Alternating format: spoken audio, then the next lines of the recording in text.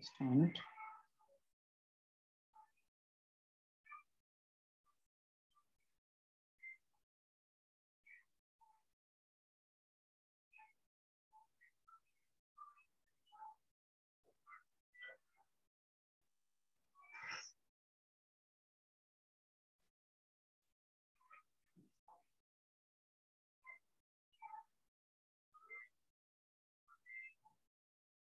Okay, so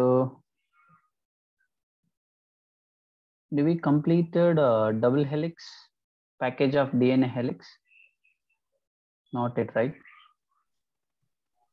No, sir.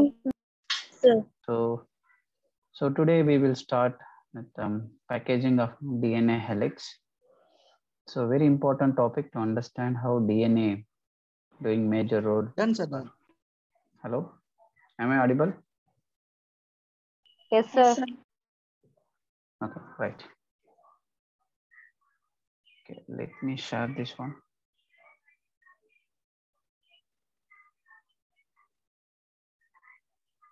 Okay, see packaging of DNA helix. So already we discussed the components of DNA, three important components of DNA, their names and their strength, everything we discussed. And இந்த டாபிக்ல என்னெல்லாம் இருக்க போகுது அப்படின்னு நான் first சொல்லிடுறேன். அப்புறம் இது எக்ஸாமினேஷன் பாயிண்ட் ஆஃப் வியூல இந்த டாபிக் எவ்வளவு இம்பார்ட்டன்ட் அப்படின்னு நான் சொல்லிடுறேன். ஸோ பொதுவா நம்ம இந்த டாபிக்கை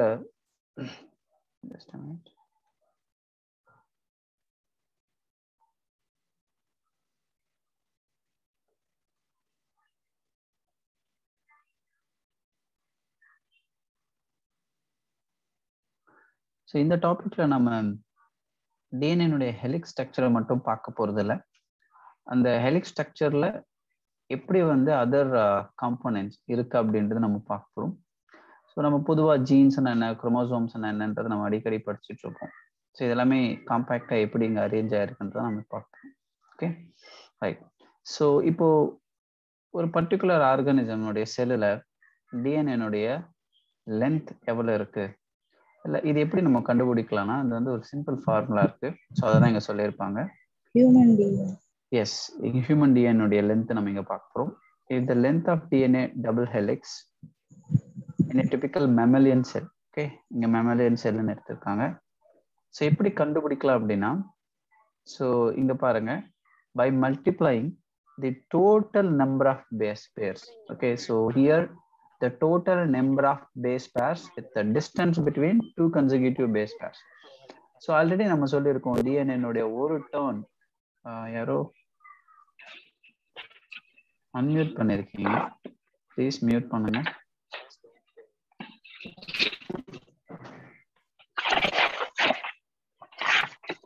hello,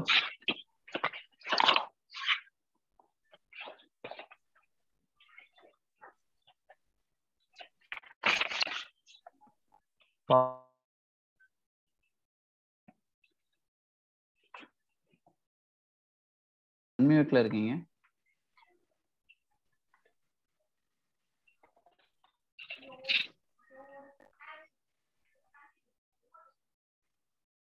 Thank you.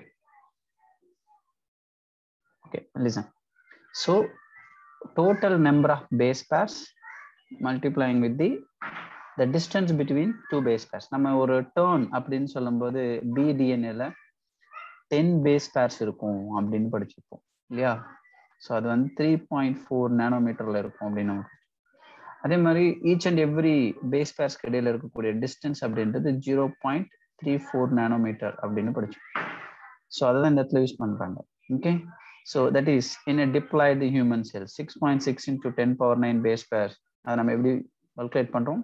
0.34 into 10⁻⁹. Okay, so இப்படி கொடுக்கும்போது நமக்கு அப்ராக்சிமேட்டா இங்க என்ன கிடைக்குதுன்னா 2.2 மீட்டர்ஸ் கிடைக்குது.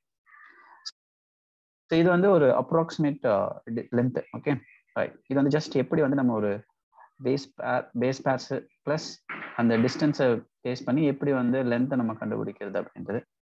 நெக்ஸ்ட் வந்து இந்த ஹெலிக்ஸ் ஸ்ட்ரக்சர் வந்து எப்படி ப்ரோகேரியாட்டிக் யூகேரியாட்டிக் செல்ஸ்ல டிஃப்ரெண்ட் ஆகுது அப்படின்னு நம்ம பார்க்கலாம்.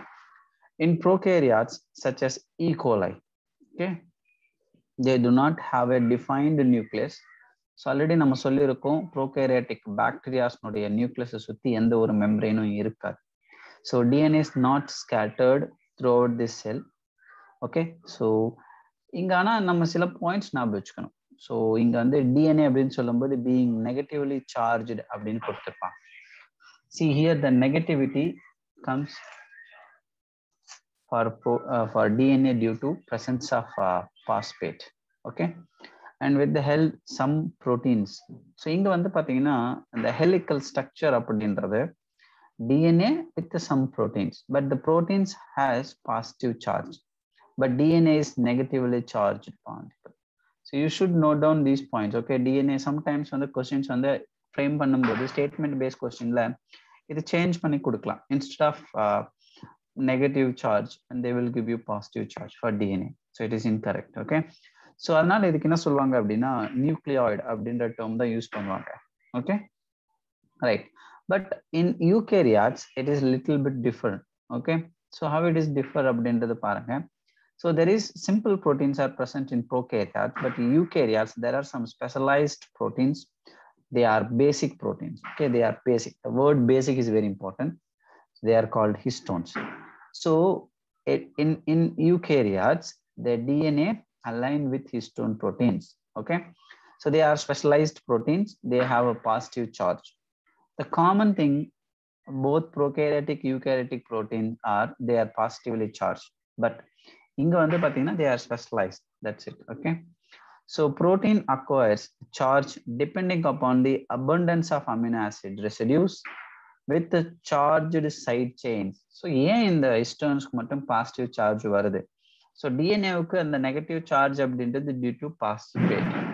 பட் இங்க யூகேரியாட்ஸ்ல ஹிஸ்டோன்ஸ் ப்ரோட்டீன்ஸ்க்கு வந்து தே ஹாவ் பாசிட்டிவ் சார்ஜ். ஏன் அப்படின்னு பார்த்தீங்கன்னா, ஸோ நம்ம பொதுவாக ப்ரோட்டீன்ஸ் அப்படின்னு சொல்லும்போது it's a building block of amino acids, right? So it's a polypeptide of amino acids. So they are polymer of amino acids. So heteropolymer, not homo. Hetero means different amino acids constitute the proteins. So amino acid residues like two amino acid residues like lysine and arginine. Okay, so you need to underline these two amino acid names, lysine and arginine. We can expect a question. Histones வந்து positive charge வரதுக்கான amino ஆசிட்ஸ்னுடைய name என்ன அப்படின்னு கேட்கலாம். அது especially அந்த amino ஆசிட்ஸ்னுடைய property பற்றி பார்க்கும்போது they are basic amino acids. So amino acids have different types based on they have a group. Okay, for example acidic amino acid, neutral, basic. இப்படி 3 type of amino acids இருக்கு.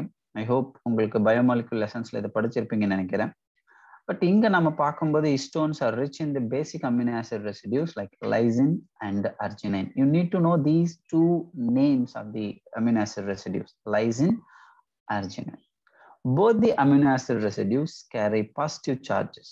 Okay, inga அப்படினு பாத்தீங்கன்னா in their structure they have side chains, in there they have positive charge. Okay, now see there are some point, only one word makes it differ eukaryotic cell from prokaryotic cell respective the double helix structure. Okay, DNA helical structure, it is histone. So histone வந்து positive charge வரதுக்கான காரணம்னு question கேட்டாங்க அப்படின்னா அதுல இருக்கக்கூடிய basic amino acid residues like lysine and arginine.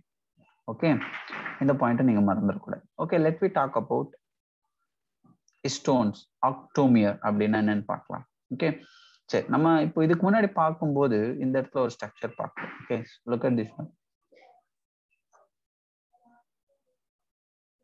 So this is the core of histone octamer.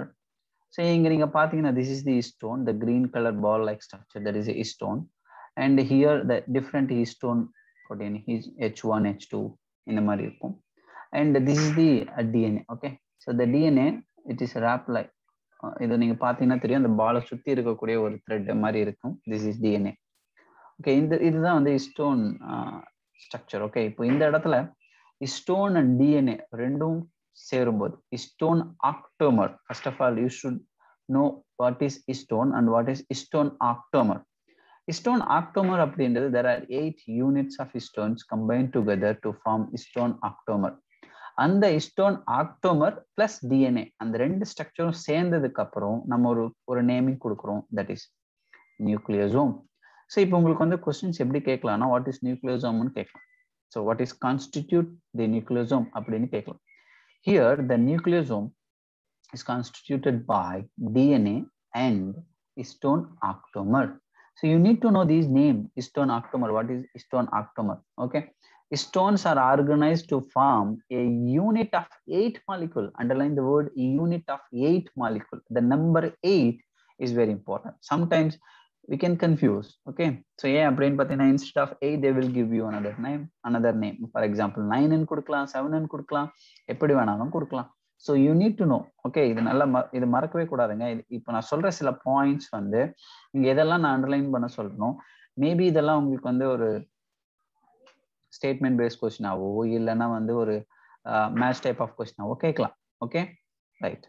Now the negatively charged DNA is wrapped, நல்லா புரிஞ்சுக்குங்க, wrapped around the positively charged histone octamer to form a structure called nucleosome. So இப்போ நீங்க பாக்குறீங்க histone octamer plus DNA, இது ரெண்டும் சேர்ந்து தான் நம்ம நியூக்ளியோசோம் அப்படின்னு சொல்றோம். ஓகே, இப்போ வாட் இஸ் நியூக்ளியோசோம் அப்படின்னா உங்களுக்கு எல்லாருக்கும் தெரியும். ஹிஸ்டோன் ஆக்டோமர் பிளஸ் டிஎன்ஏ இது ரெண்டுமே சேர்ந்து தான் நியூக்ளியோசோம்.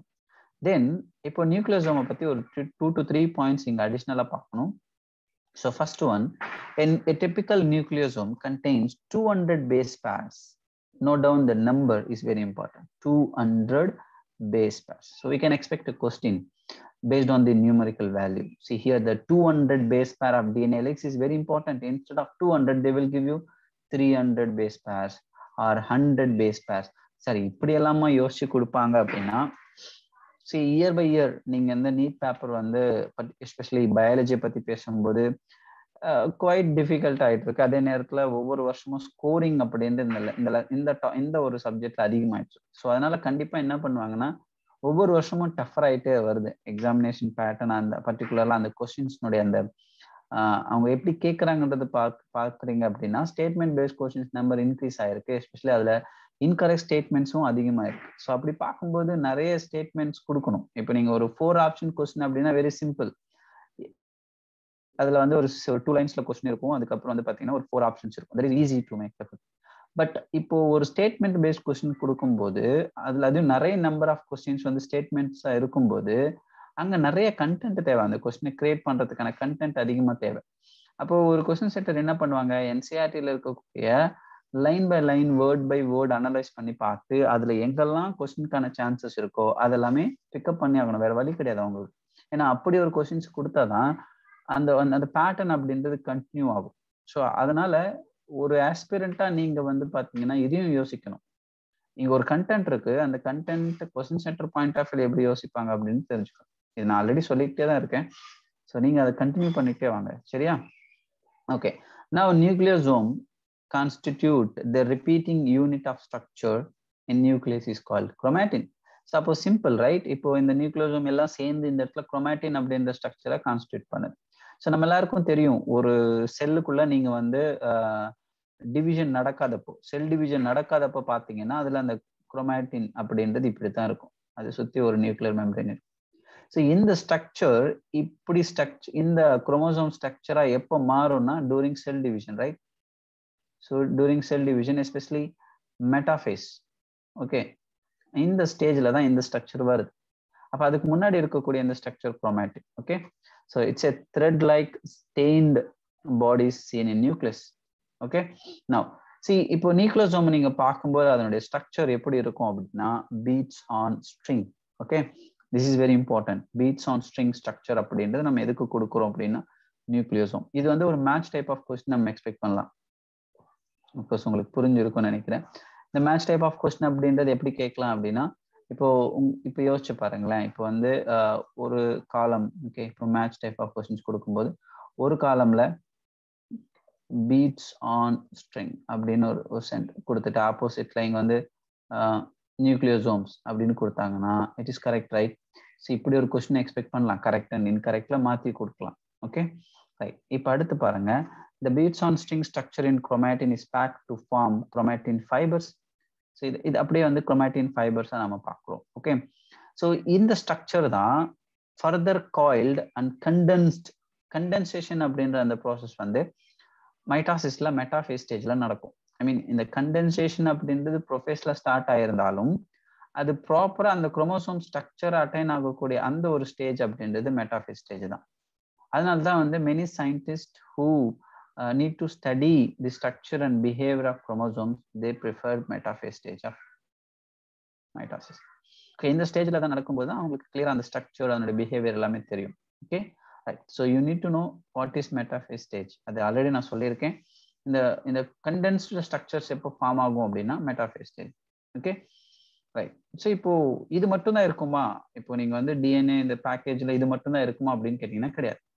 இந்த பேக்கேஜிங் அப்படின்றது அப்பார்ட் ஃப்ரம் நியூக்ளியோசோம் இதெல்லாம் தாண்டி இங்க ஹிஸ்டோன் புரோட்டீன்ஸும் தாண்டி நான் ஹிஸ்டோன் புரோட்டீன்ஸும் இருக்கு. ஓகே, நான் histone chromosomal proteins NHCs. So in A helical structure. Okay, in A helix, double helix இங்க நீங்க பார்க்கும்போது ஹிஸ்டோன் ஆக்டோமர்ஸ் இருக்கிறது நீங்க தெரியுது. Okay, in a typical nucleus some region of chromatin. Okay, இப்போ நம்ம குரோமாட்டின் எடுத்துக்கிறோம் அப்படின்னா அதுல ரெண்டு ரீஜன் இருக்கு, ரெண்டு விதமான கேரக்டர்ஸ் நம்ம அங்க இருக்கு, அதை நம்ம பார்க்கிறோம். The one region where the chromatins are loosely packed and stained light, they refer to euchromatin. இதே மாதிரி அதே நீங்க ஒரு நியூக்ளியஸ்ல நீங்க இன்னொரு region chromatin regionல where the densely packed and they are stained dark. See, loosely packed stained light அப்படின்னா euchromatin. அதுவே more densely packed and stains dark அப்படின்னா ஹெட்ரோக்ரோமாட்டின். இது ரெண்டு பாயிண்ட் நீங்க பார்த்துருக்கீங்க. இப்போ தேர்ட் பாயிண்ட் வந்து இந்த ரெண்டு குரோமாட்டின் ரீஜியன்ல எந்த குரோமாட்டின் வந்து டிரான்ஸ்கிரிப்ஷனலி ஆக்டிவ், எது டிரான்ஸ்கிரிப்ஷனலி இன்ஆக்டிவ் அப்படின்றது நீங்க பார்க்கணும். இங்க பாருங்க, euchromatin is said to be transcriptionally active whereas heterochromatin is inactive. See, heterochromatins are inactive due to they are densely packed அப்படின்ற ஒரு கேரக்டர் நீங்க பார்க்கணும். அப்போ இந்த இடத்துல நீங்க ஜஸ்ட் இமேஜின், இப்போ இந்த ரீஜன்ல பேக்கேஜ் ஆஃப் டிஎன்ஏ ஹெலிக்ஸ் அப்படின்ற டாபிக்ல இங்க ஸ்டார்ட் பண்ணி இங்க முடிகிற வரையும் ஏதாவது ஒரு லைன்ல ஒரு கொஸ்டின் வராது அப்படின்னு உங்களால அழுத்தி சொல்ல முடியுமா? தைரியமா சொல்ல முடியுமா இதெல்லாம் கொஸ்டினே வராது அப்படின்னு உங்களால யாராவது சொல்ல முடியுமா? No sir. கண்டிப்பா எந்த லைன்ல இருந்து வேணாலும் எந்த இடத்துல இருந்து வேணாலும் கொஸ்டின் ரைஸ் ஆகலாம். அப்படிதானேங்க? ஸோ அதனாலதான் நம்ம line by line word by word இங்க அனலைஸ் பண்ணியிருக்கோம். நீங்க எதெல்லாம் நாங்க இங்க எதெல்லாம் இம்பார்ட்டன்ட் எதெல்லாம் கொஸ்டினா வரும்னு நான் சொல்றேனோ எல்லாமே நல்லா நோட் பண்ணிக்கோங்க. ஸோ புக்கை வச்சு அப்படியே நான் நடத்தும் போது புக்கை வச்சு படிக்கிறவங்க இந்த ஸ்பேஸை யூட்டிலைஸ் பண்ணிக்கோங்க. இல்லை அப்படின்னா நோட்ஸ் எடுக்கிறவங்க ப்ராப்பராக இந்த நான் டிஸ்பிளே பண்ணியிருக்கேன், கண்டிப்பாக உங்களுக்கு வந்து அதுக்கான டைமும் நான் கொடுத்துருக்குறேன். ஸோ நீங்கள் அப்படியே நோட்ஸ் எடுத்துக்கிட்டும் வந்துருங்க. நான் அந்த கொடுக்கக்கூடிய சில நேரங்களில் நான் சென்டென்ஸாக சொல்லுவேன். ஸோ சார் எங்கள்கிட்ட என்சிஆர்டி இப்போ கையில் இல்லை அப்படின்னா அந்த சென்டென்ஸ் நான் வந்து அண்டர்லைன் பண்ணும்போது ஸ்க்ரீன்ஷாட் எடுத்துக்கோங்க. அதுக்கப்புறம் நீங்கள் அதை நோட்ஸை கன்வெர்ட் பண்ணிக்கோங்க. புரியுதா? ஸோ முடிஞ்ச அளவுக்கு எப்படி வந்து இந்த 1.5 hour வந்து நீங்கள் ரொம்ப ப்ராப்பராக யூட்டிலைஸ் பண்ண முடியும்னு தெரிஞ்சுக்கோங்க. Okay right. So I hope இந்த ஒரு டாபிக் உங்களுக்கு கிளியரா புரிஞ்சிருக்கும்னு நினைக்கிறேன். எஸ்பெஷலி இங்க லாஸ்டா நாம பார்த்த வாட் இஸ் குரோமாட்டின் தானமா? ஆமா. ஒன்றும் இல்லை, இங்க பாருங்க. இப்போ குரோமாட்டின் அப்படின்ற ஸ்ட்ரக்சர் எப்போ கிடைக்குது அப்படின்னு நம்ம பார்த்துருப்போம். ஸோ ஒரு நியூக்ளியஸ்ல நீங்க வந்து குரோமாட்டின் அப்படின்ற அந்த ஒரு பேக்கேஜ் ஸ்ட்ரக்சரை நீங்க பார்க்கும்போது அதுல ரெண்டு ரீஜன் இருக்கு. ஒன்னு யூக்ரோமாட்டின் அப்படின்னு சொல்றோம், இன்னொன்னு ஹெட்டரோக்ரோமாட்டின். இதுல யூக்ரோமாட்டின் அப்படின்றது நம்ம என்ன சொல்றோம்னா குரோமாட்டின்ல எங்க லூஸ்லி பேக்ட் ஆயிருக்கோ, எங்க வந்து அது ஸ்டெயின் லைட்டா ஸ்டெயின்ட் ஆயிருக்கோ அதுதான் நம்ம யூக்ரோமாட்டின் அப்படின்னு சொல்றோம். அதே மாதிரி எங்க வந்து டென்ஸ்லி பேக்டா இருக்கோ, ஓகே, எங்க வந்து ரொம்ப டென்ஸ்லி பேக்டா இருக்கோ, டார்க் கலரா இருக்கோ அதை ஹெட்ரோக்ரோமாட்டின் சொல்றோம். சார் இங்க டிரான்ஸ்கிரிப்ஷனலி ஆக்டிவ் அப்படின்னு என்ன சார் நீங்க கேட்டீங்கன்னா, நான் இதுக்கு முன்னாடியே சொல்லியிருக்கேன். வாட் இஸ் டிரான்ஸ்கிரிப்ஷன் அப்படின்னா சென்ட்ரல் டோக்மா அப்படின்ற ஹைப்போதீசிஸா வாட்சன் கிரிக், ஓகே, ஐ மீன் அவங்களுடைய பிரான்சிஸ் கிரிக் வந்து இந்த இடத்துல எக்ஸ்பிளைன் பண்ணியிருப்பார் சென்ட்ரல் டோக்மா. அதுல டிரான்ஸ்கிரிப்ஷன் அப்படின்றது என்னன்னு சொல்லியிருப்பார். டிஎன்ஏல இருக்கக்கூடிய ஜெனட்டிக் இன்ஃபர்மேஷன் எம்ஆர்என்ஏவா கன்வெர்ட் ஆகக்கூடிய ப்ராசஸ் பேர் தான் டிரான்ஸ்கிரிப்ஷன். அப்போ இதுல யூக்ரோமாட்டின் அப்படின்றது இட்ஸ் டிரான்ஸ்கிரிப்ஷனலி ஆக்டிவ், பட் ஹெட்டரோக்ரோமாட்டின் அப்படின்றது இன்ஆக்டிவ். ஸோ இதைதான் நீங்க தெரிஞ்சுக்கணும். இப்போ புரியுதுங்களா? Okay right. So now we have a doubt sir. சொல்லுங்கப்பா Sir, DNA prokaryotes. என்னங்க சார் டிஎன்ஏ ப்ரோகாரியோட்ஸ்ல மட்டும் தான் நெகட்டிவ்லி சார்ஜ் சார்? இல்லைங்க, யூகேரியாட்லயும் அது நெகட்டிவ்லி சார்ஜ் தான். Okay sir. அது போத் மீன் நீங்க யூகேரியாட்டிக் ப்ரோகாரியோட்டிக் ஜீன் எது எடுத்தாலும் டிஎன்ஏன்னு சொல்லும்போது நெகட்டிவ்லி சார்ஜ். இன்னொருத்தவங்க யாரோ டவுட் கேட்டு சார் நான் ஹிஸ்டோன் வந்து 2 டைப்ஸா சார்? அப்போ இல்ல நீங்க அப்படி வரக்கூடாது. ஆக்சுவலி நான் histone chromosomal proteins are differ. நீங்க இங்க வந்து எதை பேஸ் பண்ணி நான் ஹிஸ்டோன் குரோமோசோமல் புரோட்டீன்ஸ் 2 டைப்னு சொன்னீங்க? Based on packing. இல்ல அது இல்ல. சரி, நீங்க வந்து நான் ஹிஸ்டோன்ஸ் ஆர் டிஃப்ரெண்ட். நம்ம அது வந்து they are other proteins then histones. இது ஹிஸ்டோன்ஸ் ப்ரோட்டீன்ஸை தாண்டி அதர் ப்ரோட்டீன்ஸ் இருக்கு இல்லையா? ஸோ அதை தான் இந்த இடத்துல சொல்லியிருக்காங்க. But we are talking about chromatin, we are not talking about the entire ஸ்ட்ரக்சரை பார்க்குறோம். நம்ம ஹிஸ்டோன் அப்படின்றது நீங்க ஒரு பர்டிகுலர் ஸ்ட்ரக்சர் மட்டும் தான் சொல்றீங்க. பட் நாம இங்க என்ன பார்த்துருக்கோம் அப்படின்னா, குரோமேட்டின் அப்படின்றது எப்படி ஃபார்ம் ஆகுது? நியூக்ளியோசோம்ஸ் எல்லாம் சேரும்போது அது என்டையரா மாறும்போது குரோமேட்டின் சொல்றோம். அதுல ஒரு சில ரீஜன் வந்து யூக்ரோமேட்டின், ஹெட்ரோக்ரோமேட்டின் மாறுது. Okay sir, thank you sir. Okay, நவ சோ இப்போ எஸ் சொல்லுங்க. ப்ரோகாரியோட்டிக்ஸ்ல வந்து நான் ஹிஸ்டோன்ஸ் அது மட்டும் கொஞ்சம் இன்னொரு தடவை எடுங்க சார். ப்ரோகாரியோட்ஸ்ல நான் ஹிஸ்டோன் என்ன கேக்குறீங்கன்னு புரியல, கொஞ்சம் தெளிவா கேட்க முடியுமா? ப்ரோகாரியோட்டிக்ஸ்ல வந்து நான் ஹிஸ்டோன்ஸ் பேஸ் புரோட்டீன். இல்ல நீங்க வந்து அங்க வந்து பாத்தீங்கன்னா there is no histone proteins, there are some proteins, that's it. ஒரு proteins இருக்கும், but they are not histones. Histone proteins are only present in eukaryotes. Okay sir.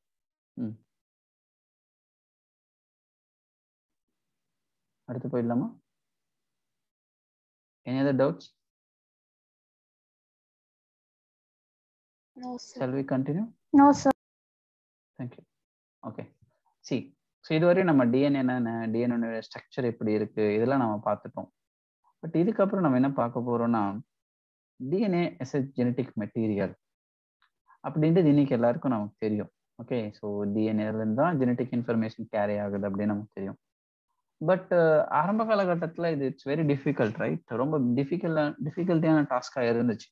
நிறைய சயின்டிஸ்ட்க்கு வந்து நிறைய பயோமாலிகுல் இருக்குல்ல, புரோட்டீன் இருக்கு, ஆர்என்ஏ இருக்கு, டிஎன்ஏ இருக்கு. ஸோ இதுல ஏதாவது டிஎன்ஏ தான் ஜெனட்டிக் மெட்டீரியல் எப்படி சொல்ல முடியும்? ஸோ அப்போ வந்து எந்த ஒரு ப்ரூஃபும் இல்லைல்ல. ஸோ அதனால என்ன பண்ணாங்கன்னா, நிறைய சயின்டிஸ்ட் வந்து இது ரிலேட்டடா நிறைய ரிசர்ச் ஒர்க் பண்ணிட்டு இருந்தாங்க. அப்படி ஒரு ரிசர்ச் ஒர்க்கை தான் நம்ம இப்போ பார்க்க போறோம், under the search for genetic material. So அதில் நம்ம பார்க்கக்கூடிய டாபிக் வந்து டிரான்ஸ்ஃபார்மிங் பிரின்சிபல். ஸோ இந்த டிரான்ஸ்ஃபார்மிங் பிரின்சிபல் அப்படின்றத எக்ஸ்பெரிமெண்ட் மூலமா எக்ஸ்பிளைன் பண்ணி அது ரிலேட்டடா எவிடன்ஸும் கொடுத்தது யார் அப்படின்னா Frederick Griffith. Note down the name and the experiment. Okay, transforming principle அப்படின்னும் போது உங்களுக்கு யார் ஞாபகம் வரணும்னா Frederick Griffith. Okay, so in a series of experiment with Streptococcus pneumoniae, note down the bacteria name Streptococcus pneumoniae, which usually cause the pneumonial fever. Okay, so இந்த பாக்டீரியாவில் தான் இவருடைய research work இருக்கு. And witnessed A miraculous transformation இந்த bacteria. So அது எப்படின்னு நம்ம பார்க்கலாம். So actually இவருடைய எக்ஸ்பெரிமெண்ட்ல இவர் என்ன பண்றாரு அப்படின்னா, ஸ்டெப்டோகாக்கஸ் நிமோனியா அப்படின்னு சொல்லக்கூடிய இந்த பாக்டீரியாவை ஒரு பொதுவாக நீங்க பார்த்தீங்கன்னா அதில் 2 டைப் இருக்கு ஆக்சுவலி. ஸோ அது வந்து it is based on the coat. Okay, so இதில் வந்து பார்த்தீங்கன்னா there are 2 strains of Streptococcus pneumonia taken by Griffith for this experiment. The one which is produce smooth shiny colonies, which is S colony or S strain, and others produce rough colonies, which is R strain. So there are 2 strain, which is S, another one is R.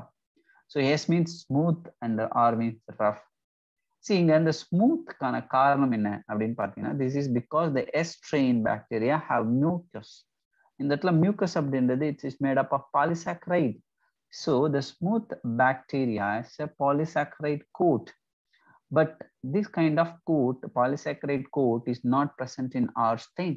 That's why it makes R a rough one. Okay, now what exactly was done அப்படின்னு பார்க்கும்போது miles use பண்ணியிருப்பார். So mice infected with the S strain. Actually S வந்து it's a virulent, which is disease caused one அப்படின்னு சொல்றோம். Sir புரியல, ஏன் இந்த இடத்துல எஸ் மட்டும் வைரலண்ட், ஆர் வந்து வைரலண்ட் இல்ல அப்படின்னு நீங்க சொல்றீங்க அப்படின்னா, சி எஸ் அப்படின்னு என்னங்க வைரலண்ட் அப்படின்றது இட் கேன் காஸ் டிசீஸ்ங்க. Okay sir.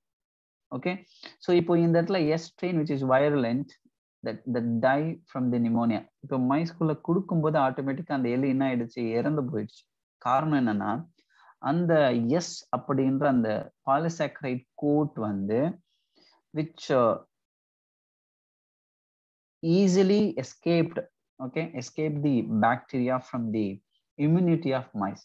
ஸோ கண்டிப்பா ஒவ்வொரு ஆர்கானிசம்லயும் ஒரு பேத்தோஜன் உள்ள போகும்போது அதுல இம்யூனிட்டி இருக்கும் இல்லையா. இப்போ எலிக்குள்ளேயும் இம்யூன் சிஸ்டம் இருக்கும் இல்லையா. ஸோ அந்த இம்யூன் சிஸ்டம் வந்து இந்த பாக்டீரியாவை எதிர்த்து போராடும்ல. ஆனாலும் இந்த பாக்டீரியா வந்து பாதிப்பு அடையல. காரணம் என்னன்னா அந்த எஸ் டைப் அப்படின்னு சொல்லும்போது அந்த கோட் இருக்குல்ல, அந்த புரோட்டீன் கோட் இருக்குல்ல, which prevents the bacterium from the mice. Okay, so அங்க இருக்கக்கூடிய அந்த மைஸ்குள்ள இருக்கக்கூடிய அந்த இம்யூனிட்டியில இருந்து இது பாதுகாத்து இருக்கு.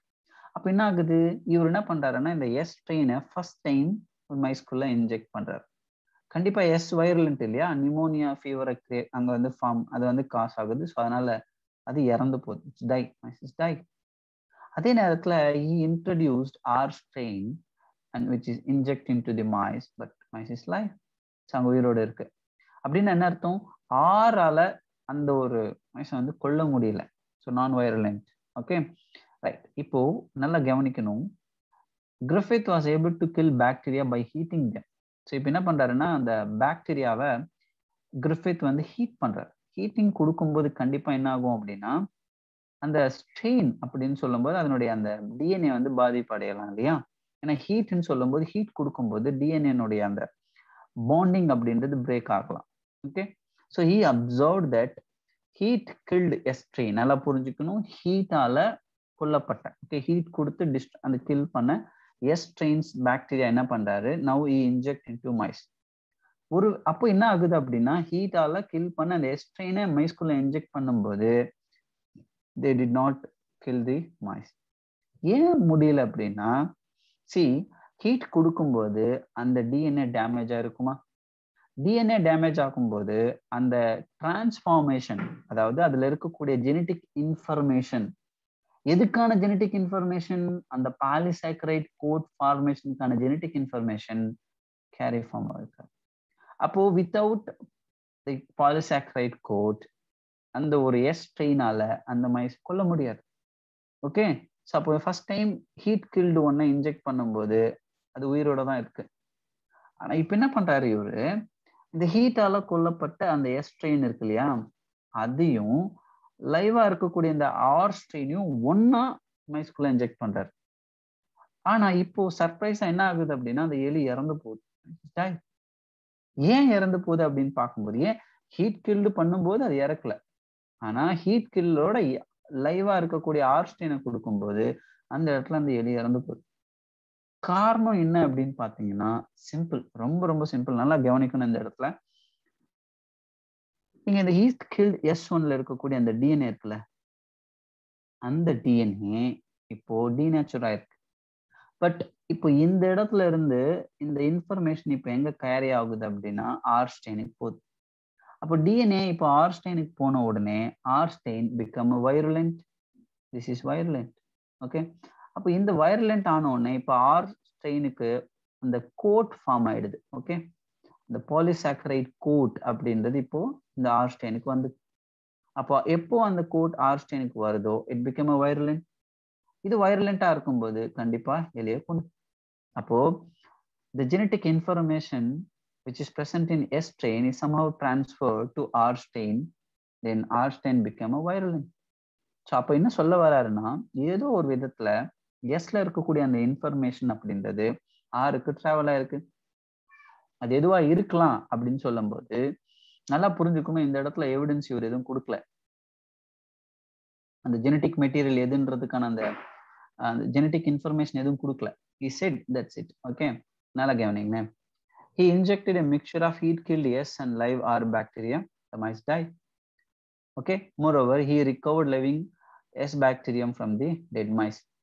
So he concluded that R strain bacteria, நல்லா கவனிக்கணும், இதுதான் ஃபைனல். இந்த ரிசல்ட் இந்த எக்ஸ்பெரிமெண்டோட ரிசல்ட் இங்க தான் சொல்லியிருப்பார். R strain bacteria had somehow, நல்லா புரிஞ்சுக்கணும், somehow been transferred by the heat killed S strain bacteria. Some transforming principle, okay, transferred from the heat killed S strain, heat ஆல கொல்லப்பட்ட அந்த S strainல இருக்கக்கூடிய அந்த information had enabled the R strain to synthesize a smooth polysaccharide coat. Already நான் சொல்லியிருக்கேன், but இங்க வேர்ட்ஸாவும் நம்ம பார்க்கிறோம். ஸோ அப்போ R strain என்ன ஆயிடுதுன்னா, it become a virulent, and this must be due to transfer of genetic material.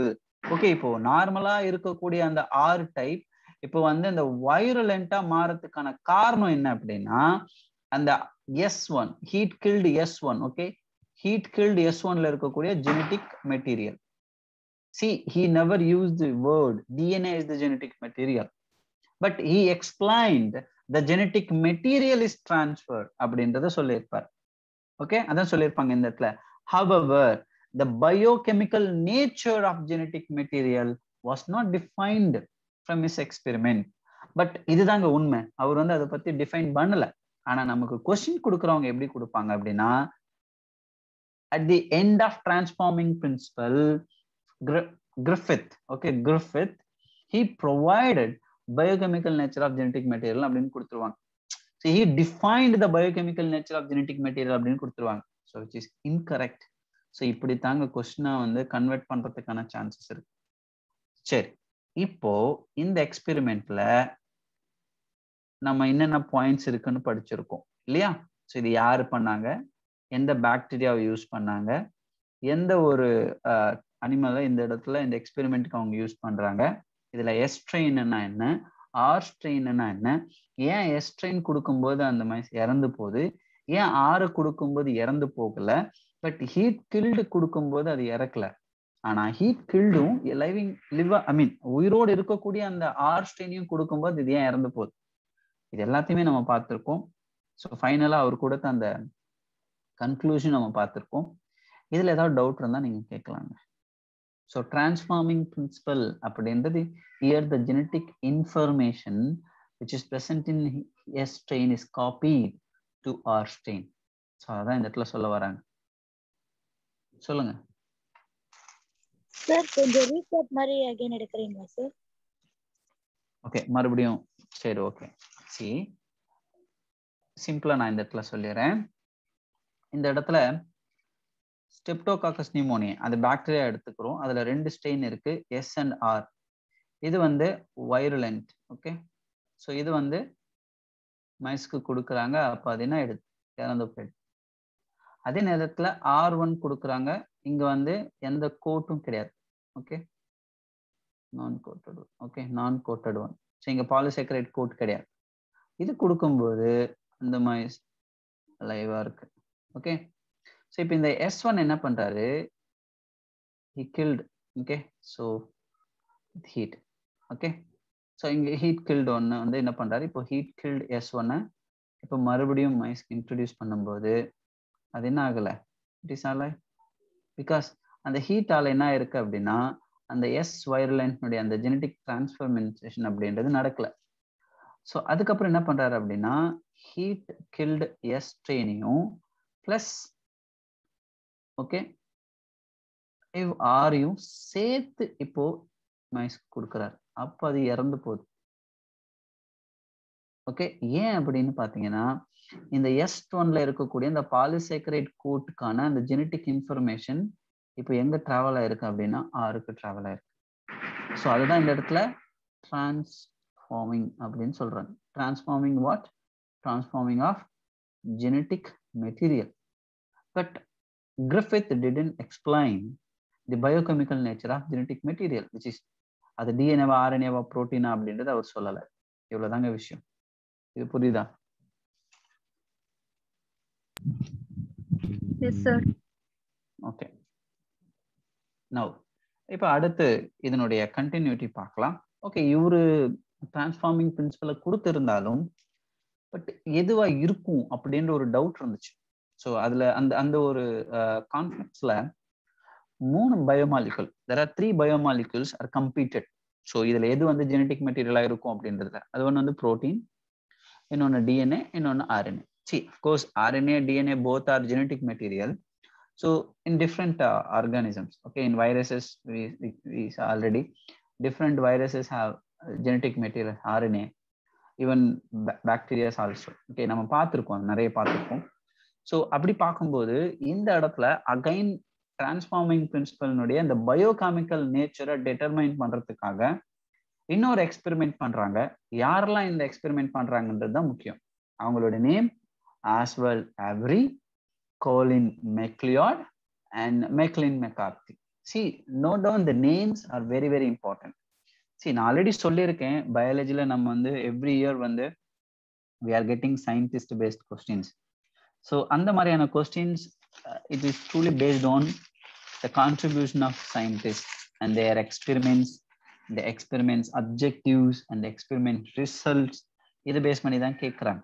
So அப்படி பார்க்கும்போது the biochemical characterization of transforming principle which is identified by Aswell Avery, Colin MacLeod and Maclean McCarthy.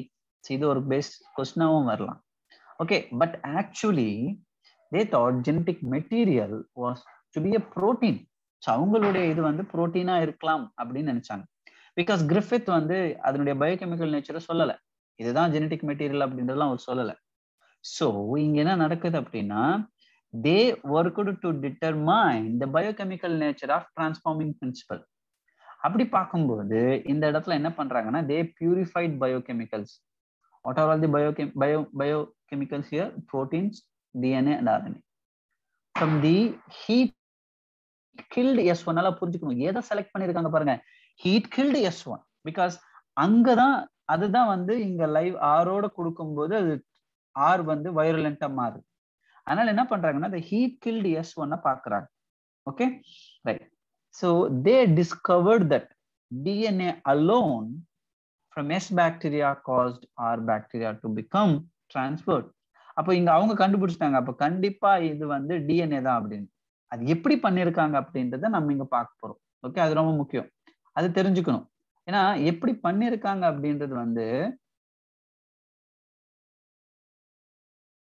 Okay, just a minute.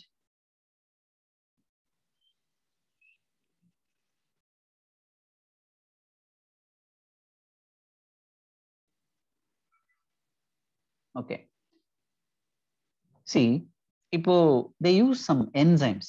Okay, for example, இப்போ protein digest பண்ணக்கூடிய enzyme proteases, RNA-வை digest பண்ணக்கூடிய enzyme RNase, so அதே மாதிரி DNA-வை digest பண்ணக்கூடியது DNase. இந்த 3 என்சைம்ஸையும் use பண்ணி எப்படி transformation நடக்குது, எந்த பயோமாலிகுல் டிரான்ஸ்ஃபர் ஆகுதுன்னு கண்டுபிடிச்சிருப்பாங்க. சார் இது எப்படி சார் பண்ணியிருப்பாங்க, எங்களுக்கு சரியா புரியல, கொஞ்சம் தெளிவா சொல்லுங்க அப்படின்னா என்னால முடிஞ்ச அளவுக்கு சொல்றேன், கவனிங்க. இப்போ ஃபர்ஸ்ட் அவங்களுடைய டவுட் என்ன, அவங்க என்ன இருக்கும்னு நினைச்சாங்க, புரோட்டீன். புரோட்டீன் அப்படின்றது ஜெனட்டிக் மெட்டீரியலா இருக்கும்னு நினைச்சாங்க. இப்போ அந்த ஹீட் கில்டு S1ல இருந்து R1க்கு இப்போ இந்த புரோட்டீன் அப்படின்றது ஜெனட்டிக் மெட்டீரியலா இருந்து ஓகே, அது வந்து ஜெனட்டிக் இன்ஃபர்மேஷன் கேரி பண்ணியிருக்குன்னு வச்சுப்போம். அதை கன்ஃபார்ம் பண்ணணும் இல்லையா, அதுக்காக இவங்க என்ன பண்றாங்கன்னா புரோட்டியேசிஸ் அப்படின்ற ஒரு என்சைம் யூஸ் பண்றாங்க which can digest the protein. அப்போ அந்த இடத்துல அந்த ஹீட் கில்டு S1ல இந்த புரோட்டியேசிஸ் என்சைம்ஸை யூஸ் பண்ணும்போது அந்த ப்ராசஸ் நடக்குதா, டிரான்ஸ்ஃபார்மேஷன் நடக்குதா அப்படின்னு பாக்குறாங்க. Transformation what, transformation of R become virulent. இப்ப ஆர் வந்து வைரலண்டா மாறுதுன்னா அதுதான் டிரான்ஸ்ஃபார்மேஷன். அப்ப இந்த ஒரு புரோட்டியேசிஸ் என்சைம் யூஸ் பண்ணும்போது டிரான்ஸ்ஃபார்மேஷன் நடந்ததா இல்லையா அப்படின்னு பார்த்தா அஃப்கோர்ஸ் அங்க என்ன இருக்கு, டிரான்ஸ்ஃபார்மேஷன் நடந்திருக்கு. அப்போ புரோட்டீன்ஸ் வந்து ஒருவேளை ஜெனட்டிக் மெட்டீரியலா இருந்தா புரோட்டியேசிஸ் என்சைம் யூஸ் பண்ணும்போது அது எல்லாமே என்ன ஆயிட்டு இருக்கும், டைஜஸ்ட் ஆயிட்டு இருக்கும். அப்ப அதுக்கப்புறம் எப்படி டிரான்ஸ்ஃபார்மேஷன் நடக்கும், நடந்திருக்காரு. ஆனா புரோட்டியேசிஸ் யூஸ் பண்ணதுக்கு அப்புறமும் டிரான்ஸ்ஃபார்மேஷன் நடந்திருக்குன்னா என்ன அர்த்தம், அந்த இடத்துல புரோட்டீன்ஸ் வந்து மெட்டீரியலா? நோ, இல்லையா? Proteins are not genetic material அப்படின்னு எடுத்துக்கிட்டாங்க. இதேதான் அடுத்து இப்போ ஆர்என்ஏவை எடுத்துக்கிறாங்க. ஓகே, ஆர்என்ஏ ஜெனட்டிக் மெட்டீரியலா இருக்குமா அப்படின்னு பார்க்கும்போது they used RNase enzyme. Okay, RNase enzymes use பண்றாங்க. அப்போ RNase enzyme யூஸ் பண்ணா அந்த இடத்துல டிரான்ஸ்ஃபார்மேஷன் நடக்குமா? சரி, அவங்க பாக்குறாங்க. அப்போ டிரான்ஸ்ஃபார்மேஷன் நடக்குதா அப்படின்னு பார்த்தா மறுபடியும் இந்த இடத்துல சர்ப்ரைஸ். ஆமா, நடக்குது. அப்போ இந்த இடத்துல RNase enzyme யூஸ் பண்ணும்போது என்ன ஆகும்? RNA டைஜஸ்ட் ஆயிடும். ஒருவேளை RNA ஜெனட்டிக் மெட்டீரியலா இருந்தா இந்த இடத்துல டிரான்ஸ்ஃபார்மேஷன் நடந்திருக்க கூடாது. ஆனா என்ன நடந்திருக்குன்னா டிரான்ஸ்ஃபார்மேஷன் நடந்திருக்கு. அப்போ they concluded that RNA also not a genetic material here. And finally they used DNA. So DNase enzyme use பண்றாங்க இந்த இடத்துல. இப்போ DNase enzyme யூஸ் பண்ணும்போது they observed that transformation is taking place or not. அவங்க கண்டுபிடிச்சிட்டாங்க கண்டிப்பா transformation நடந்திருக்கு. அப்போ DNase enzyme யூஸ் பண்ணும்போது இந்த இடத்துல டிரான்ஸ்ஃபார்மேஷன் நடந்திருக்க கூடாது. கரெக்ட் தானே? ஸோ அவங்க அதான் கண்டுபிடிக்கிறாங்க. எப்போ DNase enzyme யூஸ் பண்றாங்களோ அப்போ டிரான்ஸ்ஃபார்மேஷன் நடக்கல. அப்போ டிரான்ஸ்ஃபார்மேஷன் நடக்கல அப்படின்னா காரணம் என்ன? DNA is a genetic material. Yes. So DNA தான் ஜெனட்டிக் மெட்டீரியல் அப்படின்னு ஃபைனலா கன்க்ளூட் பண்ணிருப்பாங்க. ஸோ புரோட்டீன்ஸ் கிடையாது, RNA கிடையாது, பட் DNA மட்டும்தான் இந்த இடத்துல டிரான்ஸ்ஃபார்மேஷன் ப்ராசஸ் ஸ்டாப் ஆயிடுது. காரணம் அந்த என்சைம் வந்து என்ன பண்ணிடும்? டிஎன்ஏவை டிஸ்ட்ராய் பண்ணிடும். அப்போ without DNA there is no transformation and they concluded that DNA is the genetic material. Right? So இங்க பாருங்க, digestion with the DNAs did inhibit நல்லா ஞாபகம் தடைபடுது transformation, suggesting that DNA caused the transformation. So they concluded that DNA is the hereditary material. But not all the biologists are convinced. என்னதான் வந்து நம்ம ஆளுங்க முதல் தடவை ஒரு விஷயம் கண்டுபிடிச்சு சொன்னாலும் நம்ம பொதுவா அதை அக்செப்ட் பண்ணிக்க மாட்டோம். இது இப்போ கிடையாது, அன்னைக்கு மட்டும் கிடையாது, இன்னைக்கும் இருக்கு. யாராவது ஒருத்தர் ஒரு விஷயத்த இது நான் பண்ணி இது இப்படி நடக்கும் அப்படின்னா அவ்வளவு சீக்கிரத்துல நம்ம நம்ப மாட்டோம்.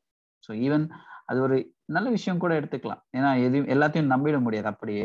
ஸோ அதுக்கு எவிடன்சஸ் வேணும். எஸ்பெஷலி சயின்ஸ் பத்தி பார்க்கும்போது இங்க நிறைய எவிடன்சஸ் வேணும், அப்போதான் நம்ப முடியும் இல்லையா?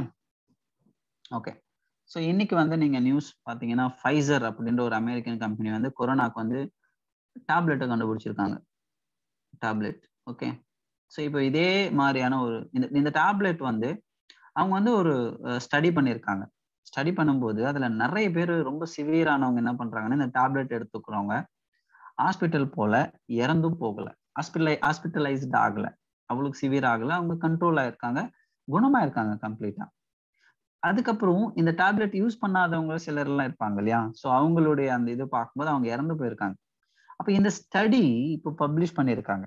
ஸோ நாங்க இது பண்ணிருக்கோம் அப்படின்னு பப்ளிஷ் பண்ணும்போது அமெரிக்காவில் இருக்கக்கூடிய அந்த USA அந்த மெடிசன் அப்ரூவ் பண்ணக்கூடிய அவங்களுக்கு இவங்க ஒரு அந்த இது கொடுத்துருக்காங்க, அப்ரூவ் கொடுங்க அப்படின்னு. இப்போ அந்த ஒரு அத்தாரிட்டி இப்போ எப்போ அதை அப்ரூவ் பண்ணுவாங்க? இந்த இடத்துல எவிடன்ஸ் கொடுக்கணும். அந்த இப்போ 100 பேர்ல அந்த ஃபார் எக்ஸாம்பிள் சொல்றேன், ஒரு 97 அந்த பீப்புள் ஹூ வாலண்டியரா இந்த டேப்லெட் எடுத்துக்கிட்டாங்களோ அவங்க உயிரோடு இருக்காங்கன்றதுக்கான ஸ்டடி அவங்களுக்கு வந்து ப்ரூஃபா கொடுக்கணும். அப்பதான் அந்த இடத்துல அதை அக்செப்ட் பண்ணிக்கிறோம். இன்னைக்கு வந்து சொல்லியிருக்காங்க அவங்க வந்து இந்த மாதிரி எங்களுடைய டேப்லெட் வந்து நிறைய எஃபெக்டிவா இருக்கு, நீங்க எங்களுக்கு வந்து அப்ரூவ் கொடுங்க அப்படின்னு சொல்லி கேட்டிருக்காங்க. ஸோ இப்போ அந்த அத்தாரிட்டி என்ன பண்ணுவாங்க? அந்த ஸ்டடி எடுத்து பார்த்தா ஓகே இது உண்மையாவே நடந்துச்சா அப்படின்னு செக் பண்ணிட்டு தான் கொடுப்பாங்க. இப்போ சயின்ஸ்க்கு வந்து ஒரு எவிடன்ஸ் வேணும். எவிடன்ஸ் இல்லாம யாரும் அவ்வளவா அக்செப்ட் பண்ணிக்க மாட்டாங்க. பட் நீங்க இந்தியால தமிழ்நாட்டுல நீங்க சித்தா மெடிசின்ஸ் நிறைய இடத்துல நம்ம பார்க்கிறோம்.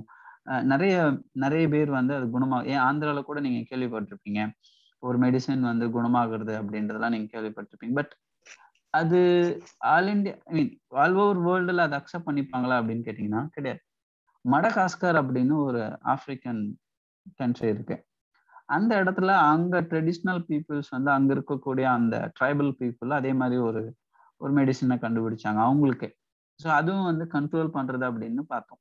பட் அது WHO அப்ரூவ் பண்ணியிருக்காங்களான்னா கிடையாது. ஸோ இந்த மாதிரி சயின்ஸை பொறுத்தவரை எப்பவுமே ஒரு எவிடன்ஸ் இருந்தால் தான் எல்லாரும் அக்செப்ட் பண்ணிப்பாங்க. அப்படி பார்க்கும்போது இங்க ஜெனட்டிக் மெட்டீரியல் DNA தான் அப்படின்னு ஒரு சயின்டிபிக் எக்ஸ்பெரிமெண்ட் வந்து முக்கியமான 2 சயின்டிஸ்ட் பண்ணியிருப்பாங்க. அவங்க யார் அப்படின்னா Alfred Hershey and Martha Chase. So இது வந்து ஹர்ஷே சேஸ் எக்ஸ்பெரிமெண்ட் அப்படின்னும் சிம்பிளா சொல்லுவாங்க. சரி, இது எப்படி கண்டுபிடிச்சிருக்காங்க, இவங்களோட எக்ஸ்பெரிமெண்ட் எப்படி நடந்துச்சு, இவங்க என்னென்ன ஆர்கானிசம்ஸ் இவங்களோட எக்ஸ்பெரிமெண்ட் யூஸ் பண்ணாங்க அப்படின்றது நம்ம தெரிஞ்சுக்கணும். So they worked with viruses. Look at the name. Okay, the organism here viruses that infect the bacteria called bacteriophages. So பொதுவா நம்ம எல்லாருக்குமே தெரியும் bacteriophages are the viruses which infect the bacteria. புரியுதா? அப்ப இவங்களுடைய எக்ஸ்பெரிமெண்ட்ல ஹர்ஷே சேஸ் எக்ஸ்பெரிமெண்ட்ல அவங்க யூஸ் பண்ண organisms bacteria and பாக்டீரியோஃபேஜஸ் viruses both. So bacteria அப்படின்னு சொல்லும்போது ஈகோலை பாக்டீரியா. ஓகே, சரி. இவங்களுடைய எக்ஸ்பெரிமெண்ட் ரொம்ப, அதாவது எவிடன்ஸ் அப்படின்றது இப்படித்தான் கொடுக்கணும் அப்படின்றதுக்கு மாதிரி இருக்கும். அவ்வளோ கிளியரா கொடுத்துருப்பாங்க அந்த எக்ஸ்பெரிமெண்ட்னுடைய ரிசல்ட்டை. அதே மாதிரி அவங்க எக்ஸ்பெரிமெண்ட்டுக்கு யூட்டிலைஸ் பண்ண அந்த ஆர்கானிசம்ஸும் அவ்வளோ அக்யூரேட்டா இருக்கும். கரெக்டா அதுக்கேற்ற மாதிரி யூஸ் பண்ணியிருப்பாங்க. சரி, இது எப்படி பண்ணியிருக்காங்க அப்படின்றது நம்ம தெரிஞ்சுக்கலாம். அதுக்கு முன்னாடி இப்போ இந்த இடத்துல எந்த ஒரு 2 பயோமாலிகளுக்கு இடையில பிரச்சனை, ஐ மீன் அந்த காம்படிஷன் இருந்தது அப்படின்னா ஆர்என்ஏ அண்ட் புரோட்டீன். சாரி இது it is not RNA, it is DNA and protein. So இப்போ டிஎன்ஏ அப்படின்றது ஜெனட்டிக் மெட்டீரியல் தான், இல்லை புரோட்டீன் தான் ஜெனட்டிக் மெட்டீரியல் அப்படின்றது கண்டுபிடிக்கணும் இவங்க. அப்படி கண்டுபிடிக்கும் போது இவங்க என்ன யூஸ் பண்றாங்க அப்படின்னா தே used radioactive substances. There are 2 radioactive substances. Okay, so என்ன அப்படின்னு பாத்தீங்கன்னா the one is phosphorus, the another one is radioactive sulfur. So radioactive phosphorus and radioactive sulfur. நீங்க கேட்கலாம், sir, why they used phosphorus and radioactive sulfur especially அப்படின்னு கேட்டீங்கன்னா, see, in DNA we already saw phosphates are one of the component, right? So இப்போ அவங்க வந்து phosphorus இந்த இடத்துல எடுத்ததுக்கான காரணம் because phosphates are a constant of DNA. At the same time in proteins we know they are amino acids, right? So amino acidsல இருக்கக்கூடிய ஒரு inorganic வந்து சல்ஃபரும் இருக்கும். So radioactive sulfur is a constant of amino acids. So amino acids வந்து தான் proteins form பண்ணுது. So that's why they took radioactive sulfur and phosphorus. Listen, so இப்போ என்ன பண்றாங்கன்னா they took some viruses. Okay, so bacteriophages, they grow in the presence of radioactive phosphorus which contain the radioactive DNA at the same time but not radioactive protein. So ஏன்னா ஒவ்வொரு இதிலும் தனித்தனியா வச்சுக்கிறாங்க. Okay, so இதை நீங்க பாத்தீங்கன்னா இப்படி பாத்தீங்கன்னா தெரியும். See, these are all the bacteriophages. I hope உங்களுக்கு பாக்டீரியோஃபேஜினுடைய ஸ்ட்ரக்சர் தெரியும்னு நினைக்கிறேன். நீங்க சின்ன லோயர் கிளாஸஸ்ல படிச்சிருப்பீங்க. Both are radioactive bacteriophages, but the radioactive substance is different. Here the radioactive substance is P32, the phosphate 32, and here S35, that is radioactive sulfur. See, ஏன் radioactive sulfur use பண்றாங்க அப்படின்னு பாத்தீங்கன்னா, see, the virus, okay, the bacteriophage virus, the genetic material which is surrounded by a protein coat. This is protein coat. Okay, the red one. Okay, that is protein coat. So அப்போ இங்க radioactive protein அப்படிங்க protein அப்படின்றது which is made up of amino acid. So amino acidல sulphur இருக்க போகுது. அப்போ ஒருவேளை இந்த பாக்டீரியாக்குள்ள இந்த புரோட்டீன் இருந்தா அது ரேடியோஆக்டிவ் சல்ஃபரா இருக்கும். அப்படி கடைசியில ரேடியோஆக்டிவ் சல்ஃபர் இருந்தா அந்த இடத்துல ஜெனட்டிக் மெட்டீரியல் அப்படின்றது புரோட்டீனா எடுத்துக்கலாம் அப்படின்னு கன்க்ளூட் பண்ணிருப்பாங்க. அதே மாதிரி ரேடியோஆக்டிவ் பாஸ்பரஸ் அப்படின்றது இங்க என்னன்னு பாக்குறோம் அப்படின்னா ஜெனட்டிக் மெட்டீரியல் உள்ள லைன் பண்ணிருப்பாங்க. ஏன்னா டிஎன்ஏல தான் பாஸ்பேட் இருக்கு. அப்போ ரேடியோ ஆக்டிவ்ல வளர்ந்த அந்த மீடியம்ல குரோ ஆன இந்த பாக்டீரியோஃபேஜ்குள்ள ரேடியோ ஆக்டிவ் பாஸ்பரஸ் எங்க இருக்கு அப்படின்னா ஜெனட்டிக் மெட்டீரியலுக்குள்ள இருக்கு. அதே மாதிரி சல்ஃபர், ரேடியோ ஆக்டிவ் சல்ஃபர்ல குரோ ஆன அந்த ஒரு மீடியம்ல இருக்கக்கூடிய அந்த பாக்டீரியோஃபேஜஸ்ல ரேடியோ ஆக்டிவ் சல்ஃபர் எங்க இருக்கு அப்படின்னா புரோட்டீன் கோட்ல இருக்கு. இது புரியுதாங்க? எந்த ஒரு பேசிக் இன்ஃபர்மேஷன் உங்களுக்கு புரியுதா?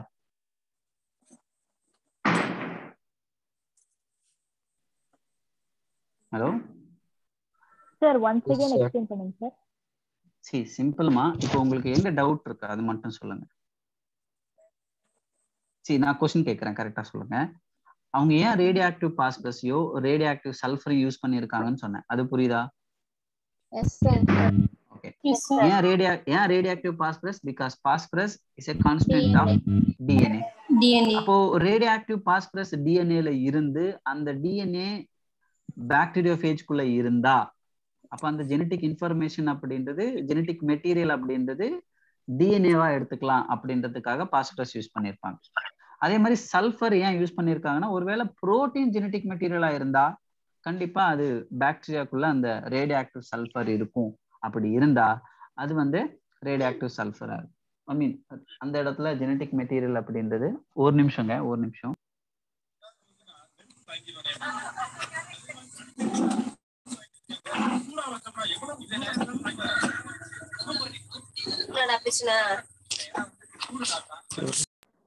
ஓகே ரைட், புரியுதுங்களா? அது என்ன சொன்னது புரியுதா இப்போ?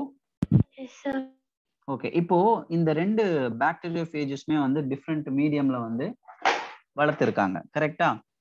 ஓகே. இப்போ அந்த மீடியம்ல இருந்து எடுத்த அந்த பாக்டீரியோஃபேஜஸ் இப்போ என்ன பண்றாங்கன்னா ஒரு 3 ப்ராசஸா இந்த நடக்குது. ஃபர்ஸ்ட் வந்து infection, which is followed by blending, and third one is centrifugation.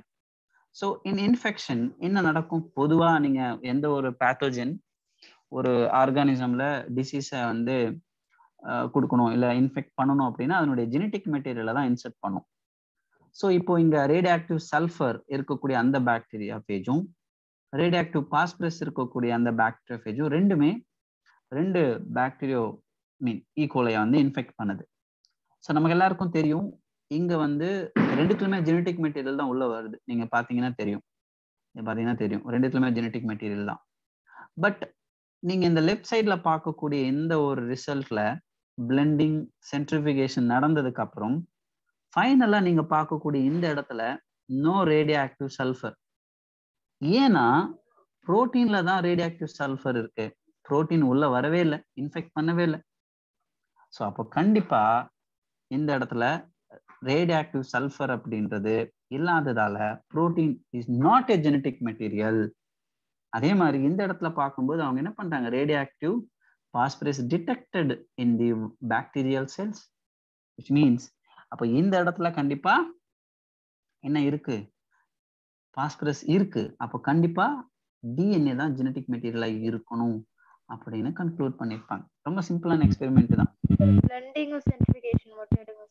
ஒண்ணு இங்க பாருங்க, சென்ட்ரிஃபிகேஷன் அப்படின்றது அந்த இன்ஃபெக்ஷன் நடந்து முடிஞ்சதுக்கு அப்புறம் அந்த சென்ட்ரிஃபிகேஷன் ப்ராசஸ் மூலமா அந்த டிஎன்ஏ ரேடியோ ஆக்டிவ் சல்ஃபர் வந்து பாஸ்பரஸ் வந்து வெயிட் அதிகம். இப்போ நிறைய பாக்டீரியாஸ் இருக்குன்னு வச்சுக்கோங்களேன். ஆனா அந்த பாக்டீரியால எது வந்து அந்த இப்போ ஃபார் எக்ஸாம்பிள் ஒரு டெஸ்ட் டியூப்ல எடுத்து அந்த சாம்பிள் எடுத்து நம்ம வந்து சென்ட்ரிஃபிகேட் பண்ணோம் அப்படின்னா ரேடியோ ஆக்டிவ் அப்படின்றது ரொம்ப வெயிட் அதிகம். ஸோ அதனால அந்த டியூப்ல நமக்கு அடியில் இருக்கும். ஓகே. இப்போ மற்றது எல்லாமே வந்து இன்ஃபெக்ட் இல்லாத எல்லாமே மேலே இருக்கும், ஏன்னா தேர் நான் ரேடியோ ஆக்டிவ். ஸோ பிளெண்டிங் அப்படின்றது இந்த இடத்துல என்ன நடக்குது அப்படின்னா அந்த இன்ஃபெக்ஷனுக்கான நெக்ஸ்ட் ப்ராசஸ் பிளெண்டிங். ஓகே, புரியுதா? ஸோ இதுதான் அர்ஷேஸ் எக்ஸ்பெரிமெண்ட். ஸோ அவங்க யூஸ் பண்ணியிருப்பாங்க. ஸோ ஒன்ஸ் அகைன் நான் இதில் இருக்கக்கூடிய வேர்ட்ஸ் நான் ரிப்பீட் பண்ணிடுறேன். Okay. So radioactive phages were allow to infect E. coli bacteria. Then as infection proceeded, the viral coat were removed from the bacteria by agitating them in a blender. So the virus particles were separated from the bacteria by spinning them in a centrifugate. So remove பண்றதுக்காக தான் எடுக்கிறோம். So finally, the bacteria which was infected with viruses that had radioactive DNA were radioactive, including the DNA was the genetic material that passed from the virus to bacteria. ஏன்னா இப்போ வைரஸ்ல இருந்து பாக்டீரியாவுக்கு ஒரு transfer நடந்திருக்கு, கண்டிப்பா அப்படி டிரான்ஸ்ஃபர் ஆகுறது டிஎன்ஏவா தான் இருக்கும், ஜெனட்டிக் மெட்டீரியலா தான் இருக்கும். ஸோ இங்க எது இருக்கு அப்படின்னா DNA. So bacteria that were infected with viruses that had radioactive proteins are not radioactive actually, because protein அது இல்லை, ப்ரோட்டீன் அப்படின்றது வெளியே இருக்கு, அது உள்ளுக்குள்ளே இன்ஃபெக்ட் ஆகல. Okay. So this indicates that proteins did not enter the bacteria from the virus. So DNA is therefore the genetic material that is passed from virus to bacteria. So they concluded that DNA is the genetic material, but proteins are not. Okay. So this is the experiment of Hershey's experiment. Okay, இதுல ஏதாவது doubt இருந்தா நீங்க கேட்கலாம். But sometimes அவங்க எப்படி கேட்பாங்கன்னா இது எல்லாத்தையும் விட்டுட்டு இந்த ப்ராசஸ் ஆர்டர் பண்ண சொல்லலாம். இந்த வருஷம் ஒரு கொஸ்டின் கேட்டாங்க இந்த லெசன்ல, இதே மாதிரி தான் நான் அடுத்து சொல்றேன். பாலிமரேஸ் செயின் ரியாக்ஷன்ல ப்ராசஸ் கேட்டாங்க. மேபி ஹர்ஷேஸ் எக்ஸ்பெரிமெண்ட் ரிலேட்டடா ஒரு கொஸ்டின் கேட்கணும்னா எப்படி எல்லாம் கேட்கலாம் தெரியுமா? இந்த ப்ரொசீஜர் கேட்கலாம், இன்ஃபெக்ஷன், பிளெண்டிங் அண்ட் சென்ட்ரிஃபிகேஷன், அதுக்கப்புறம் எந்த ஒரு பாக்டீரியா அவங்க யூஸ் பண்றாங்க, எந்த ஒரு வைரஸஸ் யூஸ் பண்றாங்க, எந்தெந்த ரேடியோ ஆக்டிவ் மெட்டீரியல்ஸ் யூஸ் பண்றாங்க, ஏன் அந்த ரேடியோ ஆக்டிவ் மெட்டீரியல்ஸ் யூஸ் பண்ணாங்க, அண்ட் ஃபைனலா எந்த ஒரு பாக்டீரியால எந்த ரேடியோ ஆக்டிவ் சப்ஸ்டன்ஸ் இருந்துச்சுன்னு கேட்கலாம். ஸோ இதுல இருந்தாங்க கொஸ்டின் கேட்கணும்னா கேட்க முடியும். இதுல வேற ஏதாவது டவுட் இருந்தா கேட்கலாம். இது புரிஞ்சுதா முதல்ல? Yes sir. ரைட், கொஸ்டின் கேட்கலாமா? நிறைய பேர் இருக்கீங்கல்ல, 103. ஓகே, எக்ஸப்ட் மீ, சாரோட சேர்க்கும்போது ஓகே அப்ராக்சிமேட்டா 100. இதுல யாராவது ஒருத்தர் கொஸ்டின் கேட்கட்டா? கொஸ்டின் சொல்றீங்களா, ஆன்சர் சொல்றீங்களா? சாரி, கேட்கலாமா? Yes sir. Yes sir. Okay, ரேண்டமா கேட்குறேன். நான் எனக்கு யாரையும் தெரியாது. ஸோ உங்க பேரு தான் இங்க எனக்கு டிஸ்பிளே ஆயிட்டு இருக்கு. ஸோ ரேண்டமா கேட்குறேன். ஸோ என்ன மட்டும் கேட்குறீங்களா யாரும் சொல்லாதீங்க. ஓகே, ஒரு தடவை அடுத்தடுத்து பார்க்கலாம். யாரோ லெஃப்ட் ஆயிட்டாங்கப்பா கொஸ்டின். சரி, ஓகே. சக்திவேல் எஸ்ஆர்.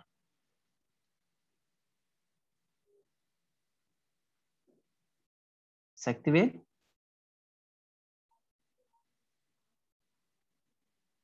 நான் பேசுறது கேக்குதாப்பா?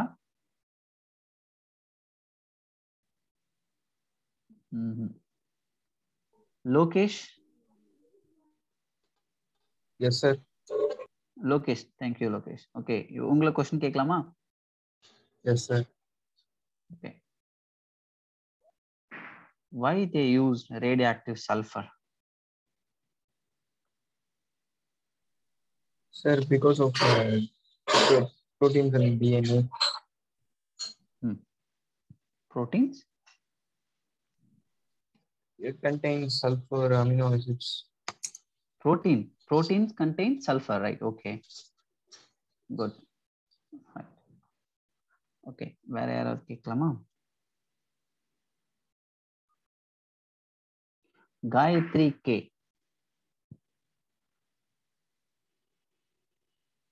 காயத்ரி,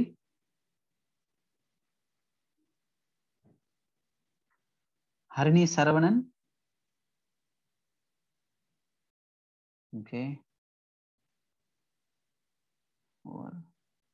அபிநயா எம்.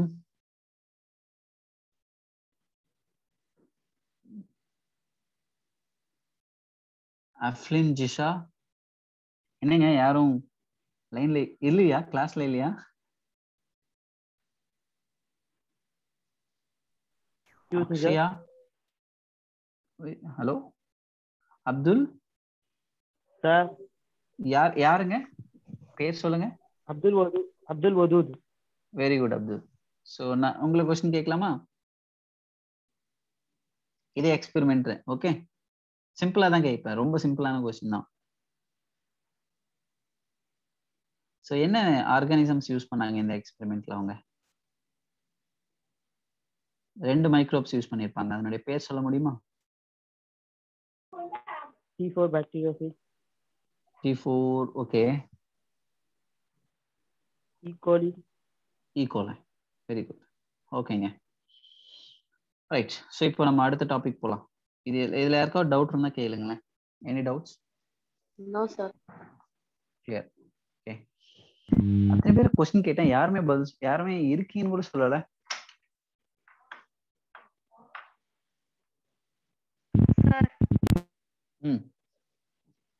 சார் இதுல வந்து ஏன் கார்பன் யூஸ் பண்ண மாட்டேன்றாங்க? ரேடியோஆக்டிவ் கார்பன் ஏன் யூஸ் பண்ண மாட்டாங்க? புரியலமா? இதுல வந்து ரேடியோஆக்டிவ் சல்ஃபரும் ரேடியோஆக்டிவ் பாஸ்பரஸ் மட்டும் யூஸ் பண்றாங்க, ஏன் சார் கார்பன் யூஸ் பண்ண மாட்டாங்க? நான் அதுதான் ஆரம்பத்திலே சொல்லிட்டேன். அதை யூஸ் பண்ணதுக்கான ரீசன் என்னன்னா, இப்போ இந்த இடத்துல வந்து நீங்க புரோட்டீன்ஸ் அப்படின்னு சொல்லும்போது அதுல கண்டிப்பா ரேடியோ சல்ஃபர் இருக்கு. ஸோ அதனால அது ஈஸியா ஐடென்டிஃபை பண்ணிடலாம். இங்க நீங்க டிஎன்ஏல பாத்தீங்கன்னா டிஎன்ஏல வந்து பாஸ்பேட் இருக்கு. ஸோ எது இருக்கோ அதை யூஸ் பண்ணும்போது தான் ஐடென்டிஃபை பண்ண முடியும். அதனால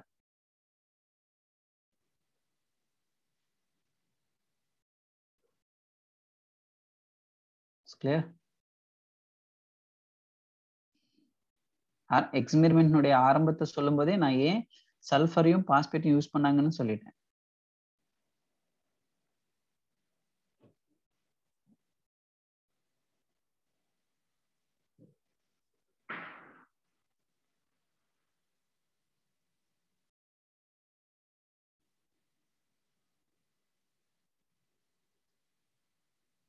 ஹலோ, அடுத்த டாபிக் போயிடலாமா? என்னங்க? சூப்பர்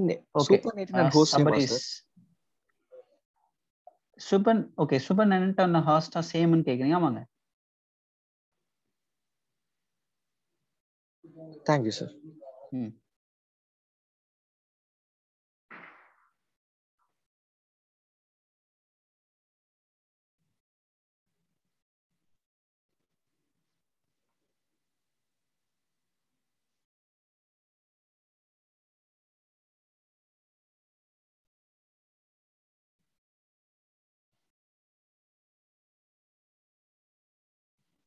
ஓகே, ஸோ அடுத்து நம்ம என்ன பார்க்க போறோம்னா properties of genetic material.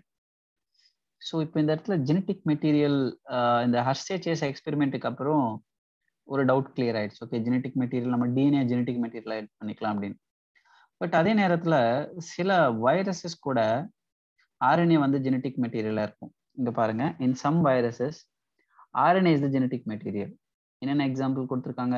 Tobacco mosaic virus, QB bacteriophages. அப்போ these two tobacco mosaic viruses and QB bacteriophages அப்படின்றது they are RNA இருக்கக்கூடிய வைரஸஸ். புரியுதா? ஓகே, இப்போ உங்களுக்கு क्वेश्चन எப்படி கேட்கலாம்னா which of the following, இல்லனா வந்து tobacco mosaic virus is a DNA virus அப்படின்னு கொடுத்தா ஸ்டேட்மென்ட் கரெக்ட்டா? No sir. இதனால ஞாபகம் வச்சுக்கணும். Okay, right. Answer to some of the questions such as why DNA is the prominent genetic material, whereas RNA perform dynamic function of messenger and adapter. இது நிறைய வேலையை செய்யும். ஆக்சுவலி ஆர்என்ஏனுடைய ஒர்க் அப்படின்னு பார்த்தீங்கன்னா டிஎன்ஏ கம்பேர் பண்ணும்போது அதிகமாகவே இருக்கும். ஆனால் ஏன் வந்து நம்ம ஆர்என்ஏ விட டிஎன்ஏ வந்து ப்ராமினென்ட் அப்படின்னு சொல்றோம் அப்படின்னா அதுக்கு சில ரீசன்ஸ் இருக்கு. இப்போ அதை பற்றி நம்ம பார்க்கலாம். அதாவது டிஃப்ரென்ஸ் பிட்வீன் டிஎன்ஏ ஆர்என்ஏன்னு கூட எடுத்துக்கலாம். ஓகே, இப்போ ஒரு எனி பயோமாலிகுல், ஸோ அதை வந்து நம்ம ஒரு ஜெனட்டிக் மெட்டீரியல் நாங்கள் அக்செப்ட் பண்ணோம் அப்படின்னா அது சில கிரைட்டீரியாவை ஃபுல்ஃபில் பண்ணணும். ஸோ அந்த கிரைட்டீரியாஸ் தான் இங்கே 4 கிரைட்டீரியாஸ் கொடுத்துருக்காங்க. அதில் 1 by 1 பார்க்கலாம். இந்த ஒவ்வொரு கிரைட்டீரியாவில் டிஎன்ஏ அண்ட் ஆர்என்ஏ எது வந்து கரெக்டாக அதை ஃபுல்ஃபில் பண்ணியிருக்கு அப்படின்னு நம்ம பார்க்கலாம். So first criteria, it should be able to generate its replica, which means replication நடக்கணும். So of course DNA RNA replication நடக்கும். ஸோ இந்த இடத்துல okay, both can have this criteria. Okay, they fulfill the criteria. Second one, it should be stable chemically and structurally. Okay, இந்த ஒரு கிரைட்டீரியால நம்ம DNA and RNA compare பண்ணும்போது comparatively RNA DNA is more stable, chemically structurally stable then RNA. ஏன் அப்படின்னு பார்த்தீங்கன்னா இதுக்கான reason நம்ம அடுத்து பார்க்கலாம். ஸோ பொதுவாக ஆர்என்ஏல இருக்கக்கூடிய சில structures, so actually RNA itself act as a catalyst. So first reason வந்து it act as a catalyst.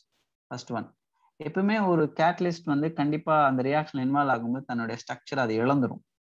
And second one, OH group, presence of OH group at second position. So which made RNA is non-stable. Okay, so இந்த இடத்துல அது அந்த structurally அன்ஸ்டேபிளா இல்லாம இருக்கிறதுக்கு இந்த 2 reason எடுத்துக்கலாம். One is catalyst, another one is the presence of OH at second position. இது இருக்கு, நான் அடுத்து சொல்றேன். And third one, it should provide the scope for slow changes that are required for evolution. Actually ஒரு genetic material அப்படின்னா கண்டிப்பா அது எவல்யூஷனுக்கு எடுத்துட்டு போகணும். ஆனா அதே நேரத்துல அந்த மியூட்டேஷன் அப்படின்னு ரொம்ப ஸ்லோவா நடக்கணும். இது எதுக்கு ரொம்ப ஆப்டபிளா இருக்கு? இந்த ஒரு கிரைட்டீரியாவை ஃபுல்ஃபில் பண்ணக்கூடிய ஒரு genetic material, prominent genetic material எது அப்படின்னா again DNA.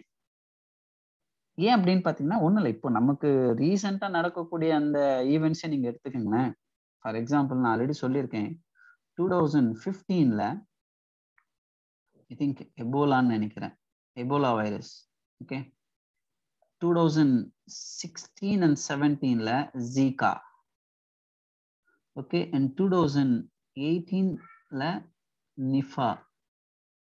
So these are all viruses. Okay, and 2019 டிசம்பர்ல இருந்து இன்னைக்கு வரைக்கும் ஓகே COVID-19.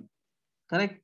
ஸோ இப்படி வித்தின் 5 to 6 இயர்ஸ்ல different type of viruses are emerged and they are biggest threat. Okay, so இப்போ இந்த viruses எல்லாமே வந்து பாத்தீங்கன்னா they have a genetic material, RNA.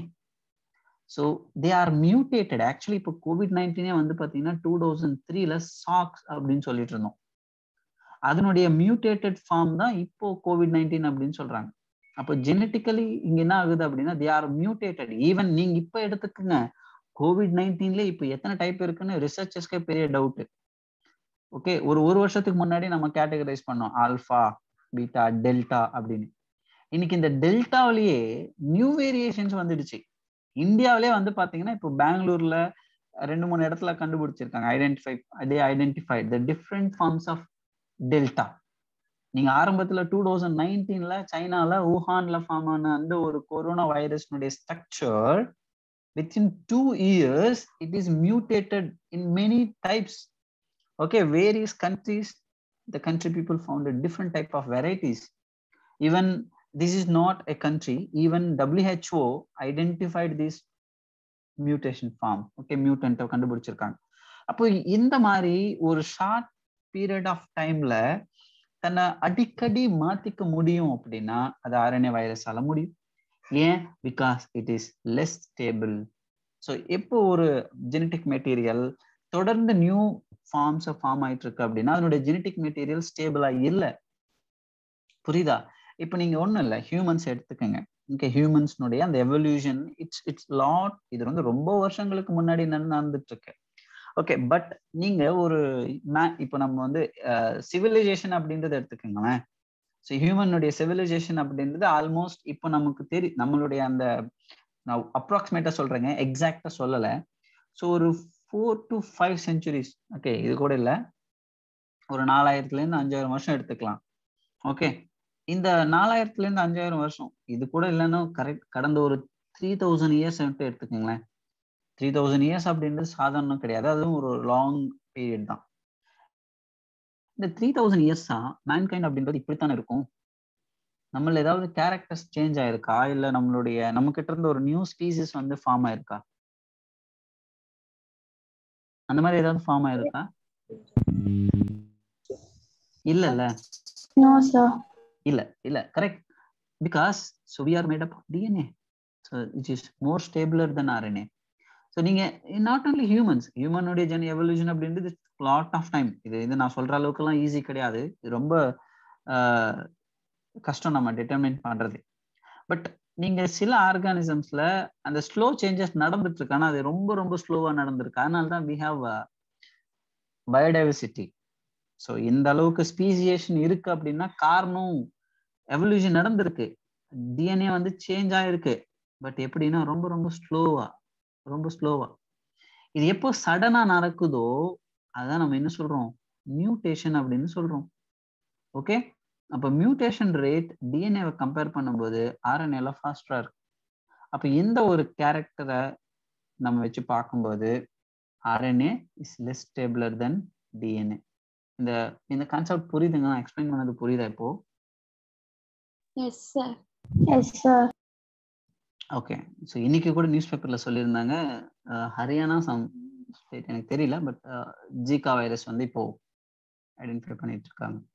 Okay, so year after, so இந்த பிளானட் எர்த் அப்படின்றதுல த dominant species அப்படின்றது not only human and maybe many microbes. So அதனுடைய வேர்ல்டா இது மாறத்துக்கான வாய்ப்புகள் இருக்கு. ஸோ அதுவும் டாமினேட்டா இருக்கு. நீங்க யோசிச்சு பாருங்க, கடந்த 2.5 வருஷத்துல வேர்ல்டு சினாரியோ வந்து சேஞ்ச் ஆயிருக்கு. நிறைய இடத்துல நிறைய சேஞ்சஸ் நடக்கிறத நம்ம பார்க்கிறோம்.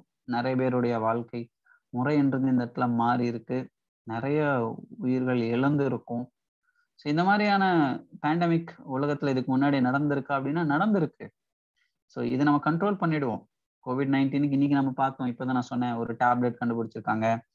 இந்தியாவில் DRDO கூட ஒரு இது கண்டுபிடிச்சாங்க, ஓரல் மெடிசனை கண்டுபிடிச்சாங்க.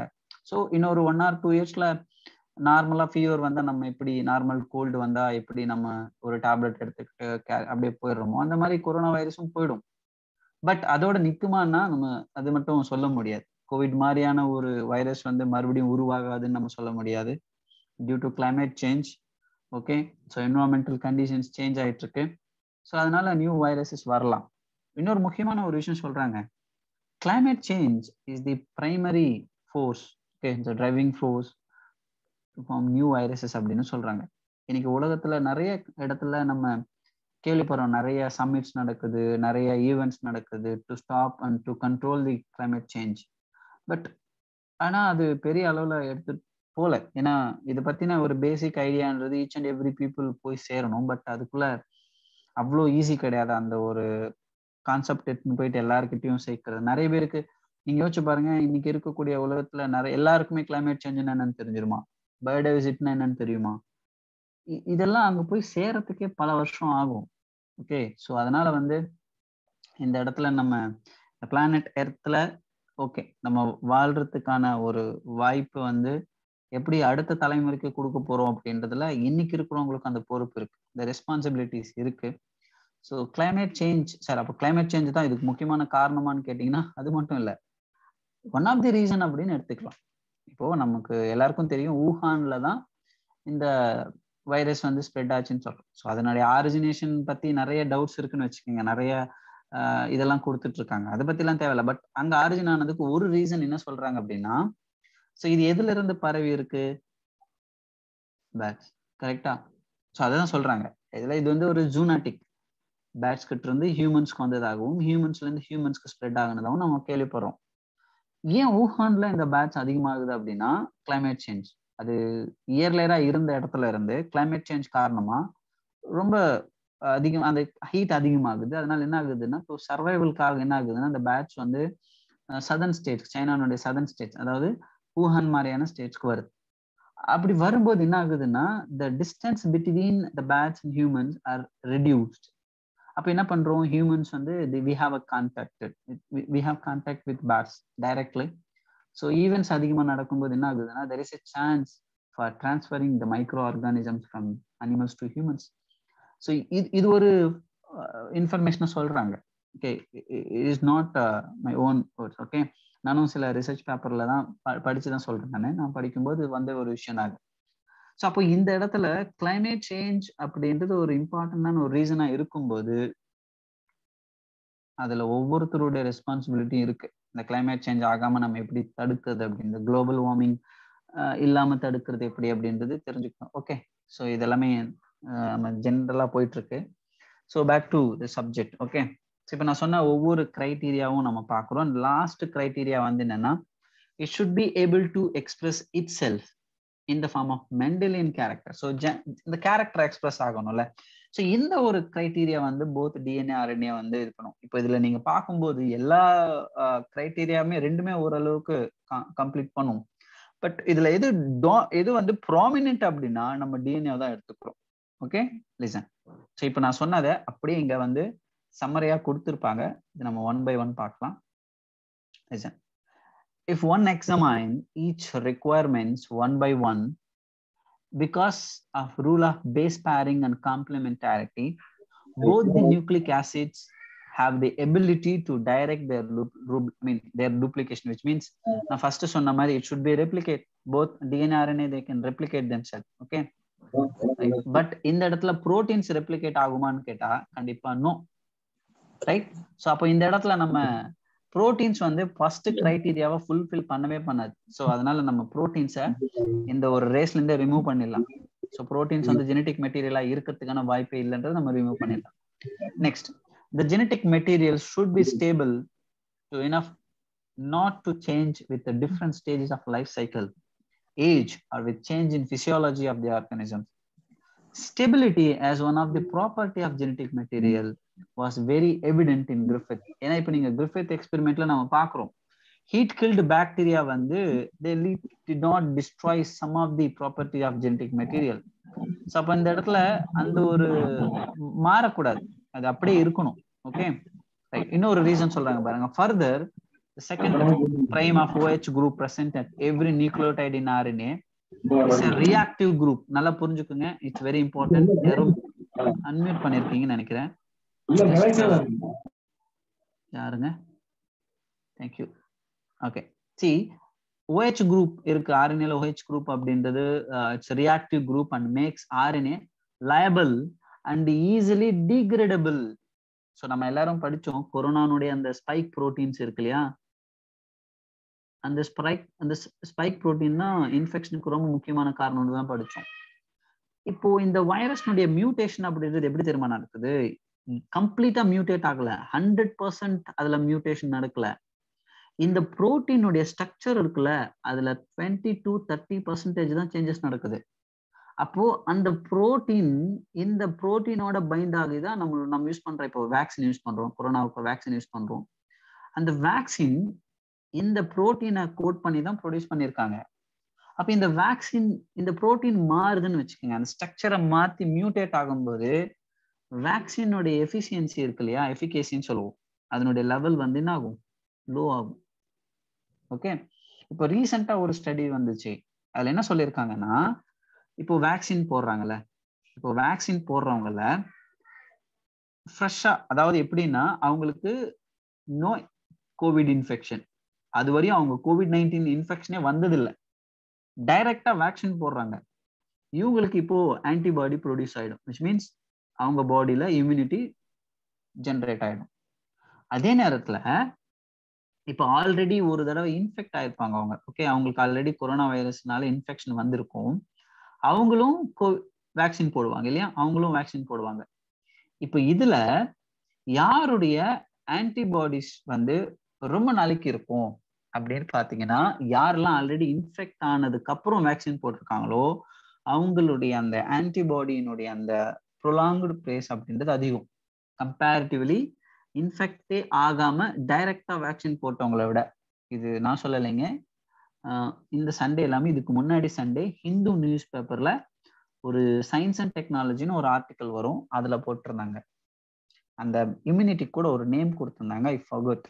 ஓகே, எனக்கு அது ஞாபகம் இல்லை, நெக்ஸ்ட் கிளாஸ்ல நான் வேணா சொல்றேன். ஓகே, ஸோ அப்போ இது ஏன் சொல்ல வரேன் அப்படின்னு பாத்தீங்கன்னா, இந்த இடத்துல அந்த சேஞ்சஸ் அப்படின்றது எப்படி வேணாலும் நடக்கலாம். ஸோ அப்போ கம்ப்ளீட் 100% சேஞ்சும் நடக்கலாம், அதுல ஒரு சில பேஸ் பேர்ஸ் மாறுறதாலையும் நடக்கலாம். Okay, right. இப்போ ரெண்டாவது ரீசன் பாருங்க, RNA is also now known to catalytic, hence reactive.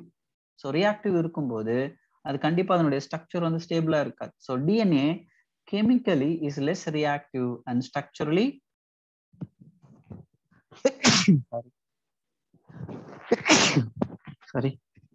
more stable when compared to RNA.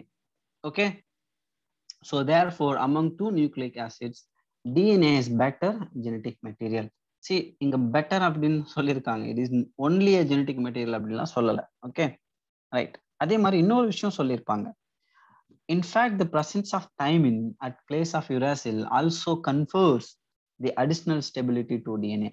என்ன சொல்ல வராங்கன்னா, ஃபர்ஸ்ட் RNA தாங்க ஃபார்ம் ஆயிருக்கும், the earlier formed genetic material RNA. ஏன்னா இந்த RNAல இருக்கக்கூடிய அந்த தைமினுக்கு பதிலா யுராசில் ஃபார்ம் ஆன, அது யுராசில் இருக்கு RNAல, அது வந்து DNAவா மாறும்போது தைமினா மாறுது. அப்போ இது மாறுது அப்படின்னா இது லெஸ் ஸ்டேபிளா தான் இருந்திருக்கணும். இப்போ ஒருவேளை தைமின் அப்படின்றது DNAல இருக்கு, அது ஃபர்ஸ்ட் ஃபார்ம் ஆயிருந்தா அது ரொம்ப ஸ்டேபிள்.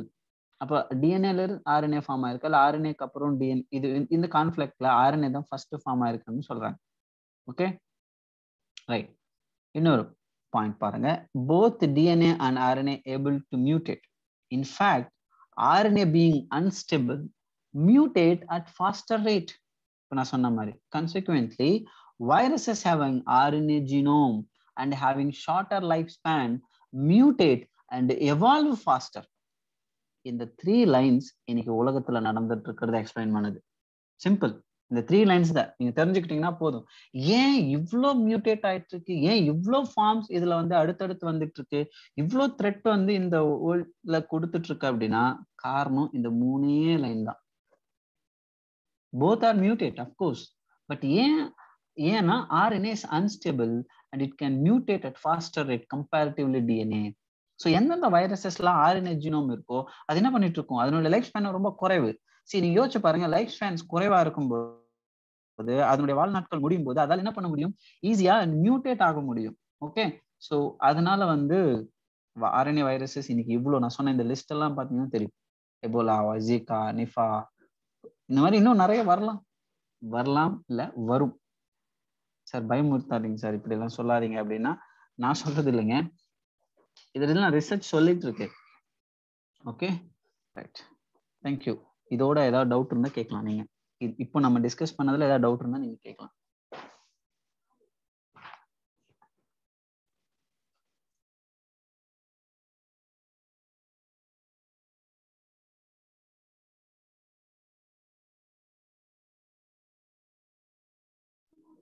ஹலோ கேக்குதுங்களா? Yes, sir. Yes, sir. இதுல ஏதாவது டவுட் இருந்தா கேட்கலாம். No, sir. No, sir. கிளியரா புரிஞ்சிடுச்சா? Yes, sir. ஓகேங்க. ஸோ RNA வேர்ல்டு அப்படின்ற டாபிக் அதுதான். RNA ஃபர்ஸ்ட் ஃபார்ம் ஆச்சா, DNA ஃபர்ஸ்ட் ஃபார்ம் ஆச்சான்னு சொல்லியிருப்பாங்க. RNA தான் ஃபர்ஸ்ட் ஃபார்ம் ஆயிடுச்சு, அதுதான் எக்ஸ்பிளைன் பண்ணியிருக்காங்க இந்த இடத்துல. So here we conclude the session and next கிளாஸ்ல நம்ம ரெப்ளிகேஷனை பத்தி டீட்டெயிலாக டிஸ்கஸ் பண்ணலாம். Okay, thank you sir. Okay, thank you so much. இதில் யாருக்கா ஒரு டவுட் இருந்தால் நீங்கள் கேட்டுக்கலாம். இன்னைக்கு செஷன் உங்களுக்கு யூஸ்ஃபுல்லாக இருந்திருக்கும் நம்புறேன். இதில் ஏதாவது டவுட் இருந்தால் நீங்கள் கேட்கலாம். No doubt, sir.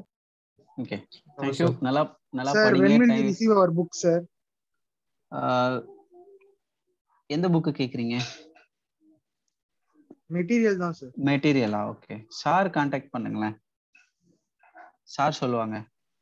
Okay sir. Okay right, தேங்க்யூங்க. Thank you so much. Thank you, sir. நல்லா படிங்க. ஓகே, டைம் வேஸ்ட் பண்ணாதீங்க. இன்னைக்கு நம்ம டிஸ்கஸ் பண்ண டாபிக்ஸ் எல்லாம் கவர் பண்ணிட்டேன்.